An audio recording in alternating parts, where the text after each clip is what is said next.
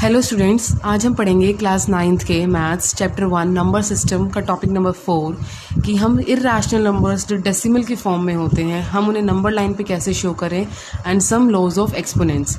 This is an important topic, so please watch the video till the end and don't forget to like, share and subscribe my channel my maths junction.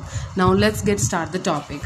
आपने last to last video में देखा था कि हम normal जो irrational numbers होते हैं जैसे कि √2, √5, √7 हम उनको नंबर्स लाइन पे कैसे शो करें। अब हम आज देखेंगे कि अगर आपको रूट में कोई डेसिमल का नंबर दिया गया है तो हम उसको नंबर लाइन पर कैसे शो करें, जैसे कि √7.2, √9.3, √5.5 हम इन तरह के नंबर्स को नंबर लाइन पे कैसे शो करें।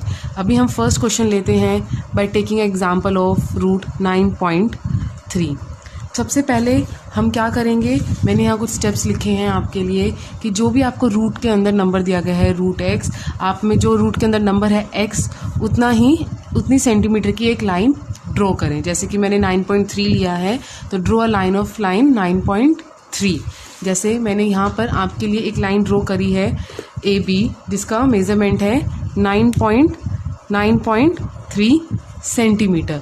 अब चाहें तो आप इसे इंच में भी ले सकते हैं या किसी में भी ड्रॉ कर सकते हैं। बस आपको ये याद रखना है कि जो यूनिट्स आप ले रहे हैं हर जगह आप वही यूनिट्स फॉलो करते हुए चलें, कहीं सेंटीमीटर कहीं इंच बिल्कुल ना करें। उसके बाद नेक्स्ट स्टेप क्या है, extend the line by 1 centimetre. जो आपने लाइन ड्रॉ करी है x की पहले उसको 1 सेंटीमीटर से इंक्रीज़ करें। जैसे कि मैंने A to B यहाँ लाइन ड्रॉ करी है तो अब मैं इसको 1 सेंटीमीटर इंक्रीज़ करूँगी। जैसे अब मैं यहाँ पर 1 सेंटीमीटर का लाइन को इंक्रीज़ कर रही हूँ और जो ये पॉइंट आया दैट इज़ C। AB वो लाइन है जो हमको यहाँ दिया गया है 9.3 और BC एक एक्स्ट्रा लाइन है जो हमने 1 सेंटीमीटर की ड्रॉ करी है। उसके बाद इसमें क्या कहा गया है, draw the bisector of the line AC। अब जो ये पूरी लाइन हमारे पास आ गई है AC, इसका बाइसेक्टर ड्रॉ करें। इसके बाइसेक्टर ड्रॉ करने के हमारे पास दो तरीके हैं। बाइसेक्टर ड्रॉ करने के हमारे पास दो तरीके हैं। पहला तरीका कि आप स्केल से पूरी लाइन को मेज़र करके उसका मिड पॉइंट निकाल कर आप पॉइंट बना सकते हैं। दूसरा तरीका, जैसे कि अब यहाँ 9.3 और 10.3 की टोटल लाइन हमारे पास हो गई है तो हम इसका मिड पॉइंट स्केल की हेल्प से नहीं निकाल सकते तो हम इसका बाइसेक्टर कंपस की हेल्प से भी ड्रॉ कर सकते हैं। जैसे कि आप A पॉइंट पे रखिए कंपस और हाफ से ज़्यादा खोलकर एक आर्क ऊपर और एक आर्क नीचे। ऐसे ही C पॉइंट पे रखकर आप AC का बाइसेक्टर ड्रॉ कर रहे हैं तो आप जो कंपस है वो C पॉइंट पे रखेंगे ना कि B पॉइंट पे। वही हाफ से ऊंचा ज़्यादा खोलकर एक आर्क नीचे और एक आर्क ऊपर। अब जैसे मीट नहीं कर रही तो मैं A से इसको थोड़ा सा एक्सटेंड कर देती हूँ। अब जो ये जहाँ पर ये दोनों आर्क्स मीट कर रही हैं, अब हम यहाँ पर एक स्ट्रेट लाइन ड्रॉ करेंगे तो ये हमें मिल जाएगा हमारा बाइसेक्टर या फिर कहें तो मिड पॉइंट। अब जहाँ पर ये लाइन को टच कर रहा है वो हमारा क्या है, इस पूरी लाइन AC का मिड पॉइंट है, जिसको हम नाम दे देते हैं O। अब हमको क्या करना है, हम यहाँ से O पॉइंट से एक सेमी सर्कल ड्रॉ करेंगे। O पॉइंट से हम एक सेमी सर्कल ड्रॉ करेंगे ऑफ रेडियस OA या फिर हम कहें OC। O पॉइंट पे रखेंगे और हम कंपस को OA जितना खोलेंगे, A के जितना हमने यहाँ खोला है, और हम यहाँ से OA का रेडियस लेते हुए एक सेमी सर्कल ड्रॉ करेंगे। ये हमने सेमी सर्कल ड्रॉ कर दिया।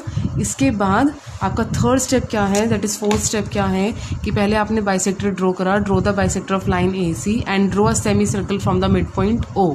Now draw a perpendicular from point B to semicircle. अब जो हमारे पास पॉइंट B है हम यहाँ से क्या करेंगे, हम एक परपेंडिकुलर ड्रॉ करेंगे सेमी सर्कल पे, मतलब एक स्ट्रेट लाइन ड्रॉ करेंगे जिससे जो लाइन ड्रॉ हो वो सेमी सर्कल पे टच हो जाए। हमने B पॉइंट पे अपना ये रखा और हम यहाँ से एक स्ट्रेट लाइन ड्रॉ कर रहे हैं जो सेमी सर्कल पे टच हो जाए। अब जहाँ पर ये सेमी सर्कल की टच हो रही है उसको हम नाम कुछ भी दे देते हैं। मैंने नाम दिया इसको पॉइंट D। अब ये हमारा हो गया फोर्थ स्टेप। अब आपको क्या करना है, now draw arc from point B of length BD। अब हम एक आर्क बनाएंगे B पॉइंट से और कितनी रेडियस लेते हुए, BD रेडियस लेते हुए। जैसे कि हमने यहाँ B पॉइंट पे रखा कंपस को और हमने D तक खोला और अब हम B से बी पे कंपास रखते हुए एक आर्क बनाएंगे डी लेंथ की, इस तरीके से। अब जो हमने लाइन ड्रॉ करी थी, अगर मैं इसको यहाँ पे से एक्सटेंड कर दूँ तो जहाँ पर ये वाला आर्क इसको लाइन को टच कर रहा है, जो ये आर्क है जहाँ लाइन पे टच कर रहा है, ये हमारा क्या है, पॉइंट √9.3। ये वाला पॉइंट हमारा √9.3 है। Let's take another example √4.1। अगर हमें √4.1 को नंबर लाइन पे शो करना हो तो हम क्या करेंगे। अब मैंने यहाँ पर एक लाइन ड्रॉ करी है √4.1 की, लेकिन अब मैंने यहाँ पर इंचेस में लाइन ड्रॉ करी है, 4.1 इंच की मैंने ड्रॉ करी है। लास्ट क्वेश्चन मैंने सेंटीमीटर में ड्रॉ करा था, मैं यहाँ इंच में मैंने ड्रॉ करा है। अकॉर्डिंग टू द स्टेप्स पहले हम लाइन ड्रॉ करेंगे, उसके बाद हम 1 यूनिट उस लाइन को एक्सटेंड कर देंगे। हमने वहाँ यूनिट सेंटीमीटर में ली थी तो हमने वहाँ 1 सेंटीमीटर एक्सटेंड किया था। अब हम यहाँ इंचेस में ले रहे हैं तो हम जो एक्सटेंड करेंगे वो इंच में एक्सटेंड करेंगे। अब मैंने यहाँ रखकर इसको 1 इंच एक्सटेंड कर दिया तो ये क्या बन गया हमारा पॉइंट सी। ये हो गई हमारी 1 यूनिट एक्स्ट्रा। अब हम कंपास से इसका बाइसेक्टर ड्रॉ करेंगे, वो ही हाफ से ज़्यादा खोलेंगे और एक आर्क ऊपर, एक आर्क नीचे, और यहाँ से एक आर्क ऊपर और एक आर्क नीचे। अब हम इन दोनों से एक स्ट्रेट लाइन ड्रॉ कर देंगे। अब जहाँ पर इस लाइन को टच करा वो हमारा क्या है, पॉइंट ओ। अब हमें क्या करना है, अब हमें एक सेमी सर्कल ड्रॉ करना है ओ ए को रेडियस लेते हुए। अब हम पॉइंट ओ पर अपना कंपास रखेंगे और इसको ए तक खोलेंगे कि हमारी जो रेडियस बने वो ओ ए बने, और हम इसको यहाँ से एक सेमी सर्कल ड्रॉ कर देंगे। अब हम बी पॉइंट से एक स्ट्रेट लाइन परपेंडिकुलर ड्रॉ करेंगे, किस पे, सेमी सर्कल पे, कि वो स्ट्रेट आए। अब मैंने यहाँ से रखा और मैंने एक बी पॉइंट से एक स्ट्रेट लाइन ड्रॉ कर दी। इस पॉइंट को हम नाम दे देते हैं डी। अब हमें क्या करना है, हम कंपास से बी पे रखना है और डी के जितना खोलना है और यहाँ से एक आर्क लगा देनी है। अब जहाँ पर ये आर्क स्ट्रेट लाइन को टच करेगी वो हमारा पॉइंट क्या है, वो हमारा पॉइंट 4.1 है। अब आपको एक बात इसमें ज़रूर ध्यान रखनी है, जैसे जब हम नंबर लाइन ड्रॉ करते हैं तो उसमें एक पॉइंट होता है ओ, या फिर जिसे हम कहते हैं 0, जो हमारा ओरिजिन होता है। जब हम इस तरीके से किसी डेसिमल वाले नंबर को ड्रॉ कर रहे हैं और ये बना रहे हैं तो इसमें हमारा ओरिजिन क्या होगा, इसमें हमारा ओरिजिन होगा B. B is our origin. Okay, ऐसे ही जैसे हमने यहाँ पर भी ड्रॉ करा था, तो जो बी है, बी हमारा क्या है, बी इज़ आवर ओरिजिन। क्योंकि हम जो मेजरमेंट ले रहे हैं वो हम लोग लास्ट हमारा जो आर्क आ रहा है वो बी से मेजर करते हुए आ रहा है, इसलिए बी हमारा ओरिजिन माना जाएगा। या फिर आप बी को आप नंबर लाइन पे जब इसको फाइनल शो करें तो आप बी को यहाँ 0 भी लिख सकते हैं। ओके, अब आप इसी तरीके से कोई भी डेसिमल नंबर को जो आपको रूट के अंदर गिवन हो, आप उसको इजीली नंबर लाइन पे शो कर सकते हैं। आपको बस ये 5 स्टेप्स को ध्यान में रखने की ज़रूरत है कि आपको पहले क्या करना है, फिर क्या करना है, उसके बाद क्या करना है। आप इन 5 स्टेप्स को फॉलो करते हुए आप कोई भी नंबर जो आपको डेसिमल फॉर्म में गिवन हो अंडर रूट में, आप उसको ईजिली नंबर लाइन पर शो कर सकते हैं। Now the next topic is laws of exponents. Laws of exponents, सबसे पहले इसके अंदर आपको एक मेन चीज़ समझने की ज़रूरत है जो हमारी होती है a की power 1/n is equal to n under root a। इसके मतलब हम यहाँ पर रियल नंबर्स की बात कर रहे हैं, तो हम यहाँ पर जो लॉज ऑफ एक्सपोनेंट्स पढ़ेंगे वो हम इसमें इस तरीके से देखेंगे कि जो नंबर की पावर आपको दी गई होगी वो ज़्यादातर फ्रैक्शन की फॉर्म में गिवन होगी, तो वहाँ पर आपको ये ध्यान रखने की ज़रूरत है। जैसे कि आपको यहाँ पर n नंबर क्या बताता है, आपको n नंबर यहाँ पर ये बता रहा है कि आपको जो अंदर इसका नंबर गिवन है, जब आप उसको फैक्टराइज करेंगे तो आप कितने नंबर्स का पेयर बनाएंगे। जैसे कि मैं आपको एग्जांपल के थ्रू समझाऊं, जब अंडर रूट 9 लेते हैं, जब आप अंडर रूट 9 लेते हैं तो यहाँ पर बाहर कुछ नहीं है, इसका मतलब यहाँ बाहर कुछ नहीं है, तो यहाँ पर n की वैल्यू क्या है, 2। क्यों, क्योंकि अंडर रूट है और आप यहाँ पर 2 के पेयर्स बनाते हो। जैसे कि 9 का पेयर क्या होता है, 3 × 3। अब यहाँ पर ये अंडर रूट है इसलिए आप 2 नंबर का पेयर बनता है, तो आप इसमें से एक नंबर बाहर ले लेते हो और अंडर रूट 9 की वैल्यू क्या हो जाती है, 3 हो जाती है। अब ऐसे ही अगर अंडर रूट 81 गिवन होता है तो यहाँ पर आप कितने के पेयर बनाते हो, आप 2 का पेयर बनाते हो। और आप एक 9 को बाहर ले लेते हो तो √81 की वैल्यू क्या हो जाती है, 9 हो जाती है। मतलब जब यहाँ कुछ गिवन नहीं है तो n की वैल्यू क्या है, एक तरीके से 2 है।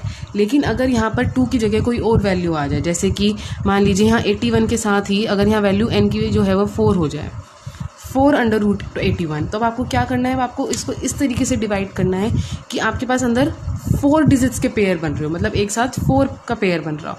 जैसे मैं 81 को फैक्टराइज करूँगी तो 3 × 3 × 3 × 3 3 3 9, 9 से 27, 27 3 81, और बाहर है 4, तो 4 है तो हम यहाँ 4 का पेयर बनाएंगे। अब 4 का पेयर हमारे पास बन रहा है तो हम क्या आ जाएगा, एक 3 बाहर कॉमन आ जाएगा। तो 4/81 की वैल्यू क्या होती है हमारे पास, 3 होती है। अगर इसी तरीके से मैं एक और एग्जांपल लूँ कि 3/8 क्यूब रूट 8 जिसे भी हम यहाँ कहते हैं, क्यूब रूट मतलब हमें कितने का पेयर बनाना है, हमें 3 का पेयर बनाना है। 8 को हम फैक्टराइज करें, 2 × 2 × 2, अब यहाँ क्यूब रूट है तो 3, अब 3 2 हमारे पास अंदर है तो क्या वैल्यू आ जाएगी इसकी, एक 2 कॉमन आ गया, तो cube root 8 = 2। But by chance अगर अंदर पूरे पेयर ना बन रहे हों या पेयर से ज़्यादा एक्स्ट्रा नंबर्स हों, जैसे कि हम एक एग्जांपल लेते हैं कि अगर आपको यहाँ बोला गया हो क्यूब रूट 16, अब 16 को अगर हम ब्रेक करेंगे तो 2 × 2 × 2 × 2, 4 बार 2 आ रहा है, बट हमें बोला क्या है, हमें तो क्यूब रूट बोला है, हमें तो पेयर 3 का बनाना है। तो हमने यहाँ पे 3 का पेयर हमारे पास बन रहा है, तो हम इन 3 पेयर में से एक 2 तो बाहर कॉमन निकाल लेंगे, लेकिन हमारे पास एक 2 एज इट इज़ बच गया, तो हम इसको क्या लिखेंगे, क्यूब रूट 2 लिख देंगे।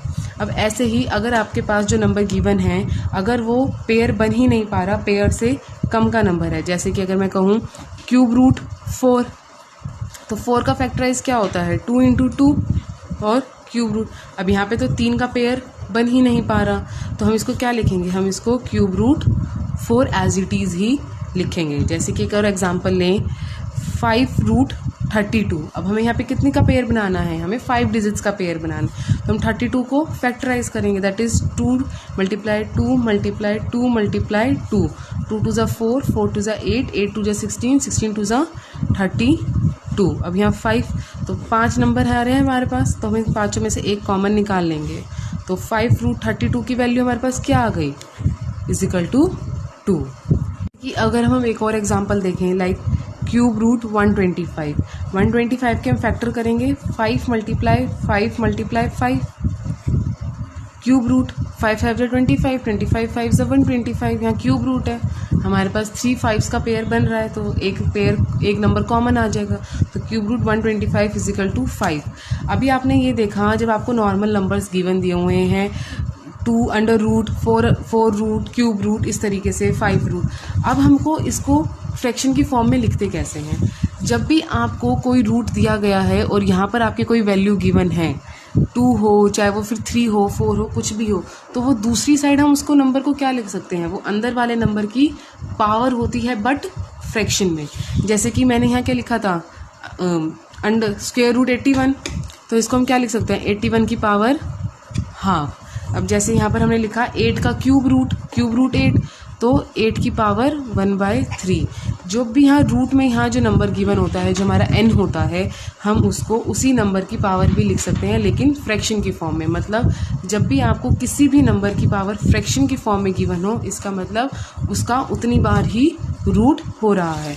जैसे कि यहाँ पर हमने देखा था 125 की power 1/3 will equal to cube root 125, इसका मतलब ये है। और अब हमें यहाँ क्यूब बोला है तो हम 3 का पेयर बनाएंगे, जैसे भी हमने पीछे देखा, तो इसकी वैल्यू क्या आ रही है, 5, मीन्स 125 की पावर 1/3 = 5। जब भी किसी की पावर आपको फ्रैक्शन में गिवन है तो उसका उतने ही बार रूट हो रहा है। उतनी बार रूट मतलब आपको उतने ही नंबर्स के अंदर पेयर्स बनाने हैं। अभी तक आपने ये देखा कि जब आपको जो ये फ्रैक्शन दी गई है इसका न्यूमरेटर 1 हो, बाय चांस अगर इसका न्यूमरेटर 1 नहीं है, जैसे कि 8 की पावर 2/3, अब यहाँ पर ऊपर न्यूमरेटर हमारा 1 नहीं है। अगर हमारे पास 1 होता तो हम उसका उतनी बार क्यूब रूट कर देते और उतनी बार हम पेयर बना देते। हम करेंगे यहाँ पर वही काम, लेकिन एक स्टेप और ज़्यादा करेंगे। जैसे कि अब आपको यहाँ बोला है 8 की पावर 2/3, सबसे पहले आप डिनोमिनेटर को देखिए, 3 बोला है तो आप उसमें उतनी बार ही रूट लगा दीजिए, मीन्स क्यूब रूट 8 का होल स्क्वायर। अब जो डिनोमिनेटर था ये अंदर चला गया, इसका काम यहाँ से ख़त्म हो चुका है। अब हमारे पास ऊपर का 2 बचा हुआ है तो वो उसका स्क्वायर हो गया। अब क्यूब रूट 8 हमें पता है, अभी हमने पीछे देखा था क्यूब रूट 8 क्या होता है, हमारे पास 2, तो क्यूब रूट 8 क्या आ गया 2, और 2 का अब ये स्क्वायर, तो दैट इज़ 4। मतलब जब आपको ऊपर न्यूमरेटर 1 की जगह कोई और दिया गया है तो आपको पहले डिनोमिनेटर को अंदर लेकर जाना है और आपको सॉल्व करना है इसी वाले रूल की तरीके से।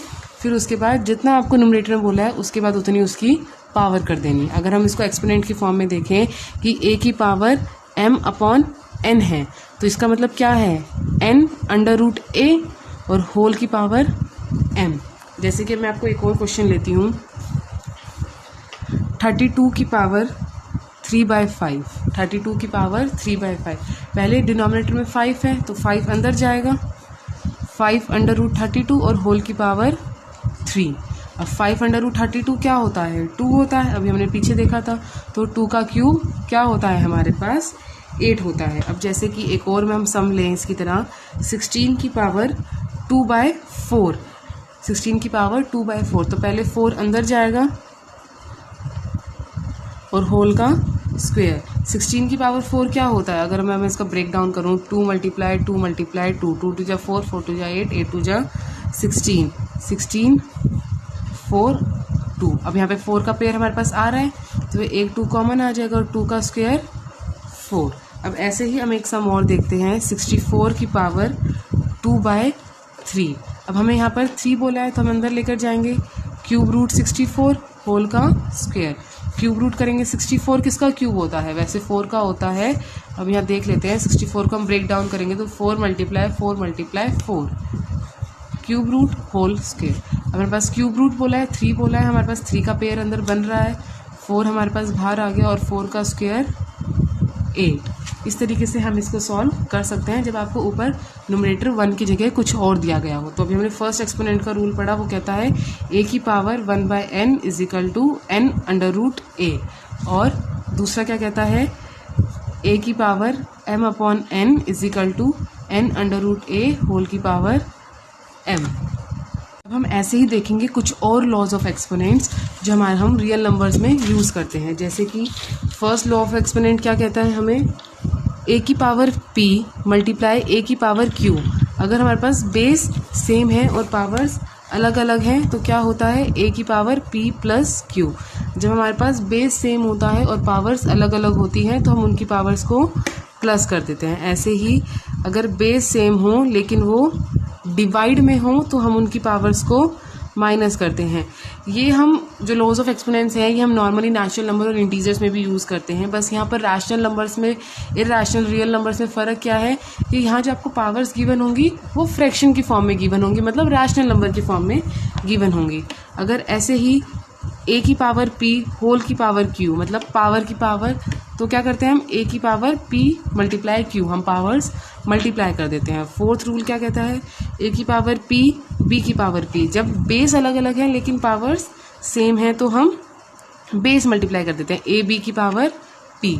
ये 4 इंपॉर्टेंट रूल्स हैं लॉज ऑफ एक्सपोनेंट्स के। अब हम इसके हर रूल के एक एक क्वेश्चंस देख लेते हैं।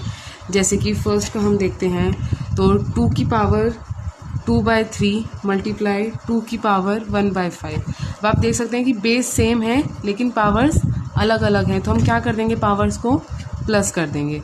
तो 2 की पावर 2/3 प्लस 1/5।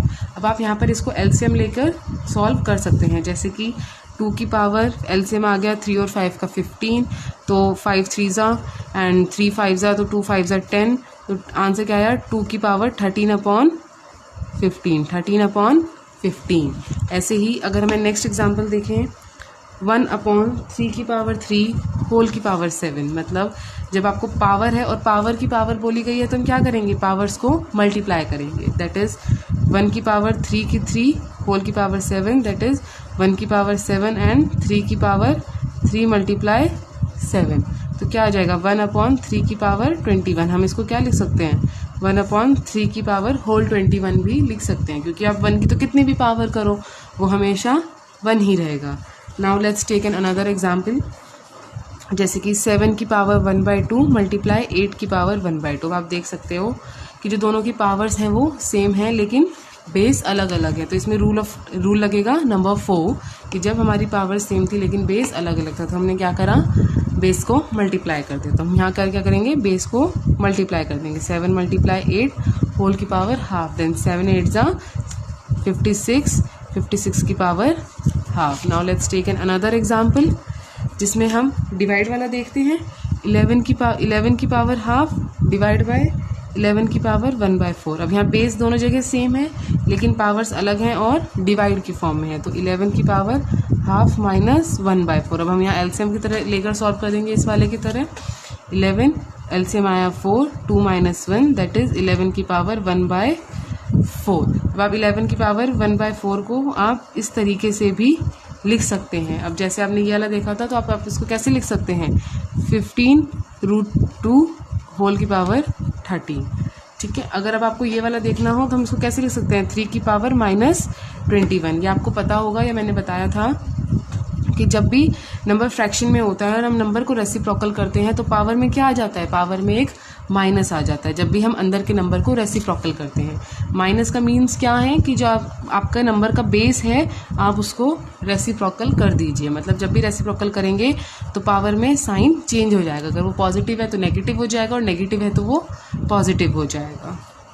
गाइस, तो आज के लिए इतना ही। अब हम नेक्स्ट क्लास में देखेंगे division of polynomial. Division of polynomial जो 9th क्लास के सेकंड चैप्टर का एक बहुत ही इंपॉर्टेंट टॉपिक है, डिवीजन ऑफ पॉलिनोमियल।